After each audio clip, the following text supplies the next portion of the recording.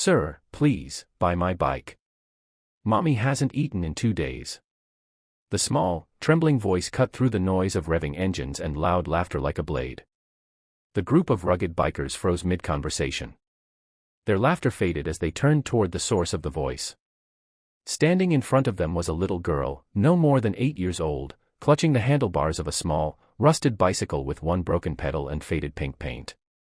Her eyes, big and pleading, carried more pain than any child should ever know. The leader of the biker group, a tall man with tattoos creeping up his neck and a scar running down his cheek, crouched down. His name was Logan, and despite his rough exterior, his eyes softened. "What did you say, sweetheart?" he asked gently. The little girl swallowed hard. "Please, sir. Buy my bike. Mommy's hungry. She hasn't eaten in 2 days. I can't find work, but maybe you can buy it so I can buy her food." The bikers exchanged uneasy glances. They were a tough-looking bunch, men with leather jackets, worn boots, and lives shaped by hardship. But nothing hardened could prepare them for the sight of this child, barefoot, her clothes torn, her lips dry from hunger. Logan stood up, glancing toward his crew. "Who's got cash on them?" But the girl shook her head quickly. "I don't want charity," she said, clutching the handlebars tighter. "You can have the bike. It still works, mostly. I just need a little money for rice and milk." That was when something broke inside Logan. He had been a drifter most of his life, trying to run from the ghosts of his past, a mother who had worked 3 jobs to raise him, a childhood where he often went hungry. Seeing the girl felt like seeing himself years ago, trapped in a cycle of pain and survival. "What's your name, kid?" "Lily." "All right, Lily," Logan said softly. "I'll buy your bike. But you're going to show me where you live first." Her eyes widened in fear. "Please don't hurt us." He knelt again, his voice low and calm. "No one's going to hurt you. I just want to make sure your mom's okay." The bikers followed her down a narrow, muddy path on the outskirts of town. The houses disappeared, replaced by makeshift shacks made of tin and old plywood. The smell of dampness and smoke filled the air. When they reached Lily's home, a tiny, leaning structure barely holding together, Logan felt a lump rise in his throat.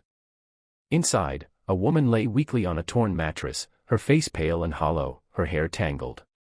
Lily rushed to her side. "Mommy. I found someone who'll buy my bike." The woman stirred weakly, trying to sit up. "No, Lily, you shouldn't sell your bike." She coughed hard, struggling to breathe. "It's the only thing Daddy gave you before she couldn't finish." Logan took a slow step inside. "Ma'am, I'm Logan. Your daughter's been trying to help you." The woman looked at him with tired eyes. "I don't know what to say. We've lost everything. My husband died in a factory accident last year. The company never paid his insurance. I tried to fight it, but I lost my job when I did. They said I was causing trouble." Her voice broke as tears welled up. "Then our landlord kicked us out. I've been cleaning houses when I can, but I got sick last month and can't work anymore." The room went silent. The bikers, who were used to roaring engines and road fights, stood there like children who didn't know what to do. Some turned away, blinking hard to hold back tears. Logan finally spoke. "Ma'am, you don't have to sell the bike. We'll take care of this." She tried to protest, but he raised his hand. "No arguments. You've had enough taken from you." That night, the bikers didn't head back to their bar or their usual hangout. Instead, they got to work. One of them, Ray, called in a few favors from his construction crew. Another went to a local store and returned with groceries, blankets, and medicine. By morning, the shack looked different. The roof had been patched, the walls reinforced, and a warm smell of food filled the air. Lily woke up to see her mother sitting up in bed, sipping soup, with color returning to her cheeks. She ran outside to find Logan and the others sitting on their bikes. "Sir. You fixed our house," she cried. Logan smiled, handing her a small box. "Something else, too." Inside the box was her old bike, freshly painted, repaired, and gleaming like new. "We fixed this up for you. You're going to need it when you start school again." Lily's eyes filled with tears. I don't know how to thank you. You already did, Logan said. You reminded us why we ride. Not just for freedom, but to help those who can't fight back. But the story didn't end there. When the bikers learned about the company that had cheated Lily's father, they decided to pay them a visit. They rode out in full force, 20 roaring bikes pulling up to the factory gates. The workers stopped what they were doing, staring as the group dismounted. Logan walked straight to the manager's office and dropped a folder on his desk. That's proof of what you did: no insurance, no payout, falsified reports.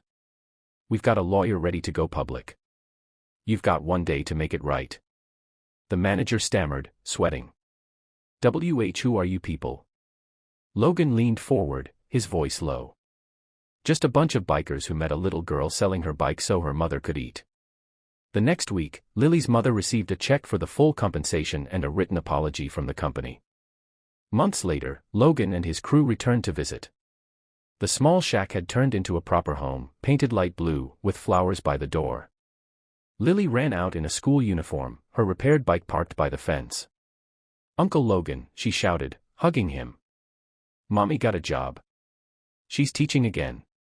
That's wonderful, Logan said, smiling. You keep studying hard, okay? Lily nodded. I will. When I grow up, I want to help people too, just like you. Logan looked at her, feeling something shift deep inside. The road had taught him many lessons, but that moment reminded him that real strength wasn't in power or revenge, it was in compassion. As they rode away, the setting sun painted the sky gold. The roar of the engines faded into the wind, leaving behind a home filled with hope. And somewhere in the distance, a little girl's voice whispered, "Thank you." Moral: no act of kindness is ever wasted. Sometimes, the smallest voice, the plea of a hungry child, can awaken the biggest hearts and remind us what humanity truly means.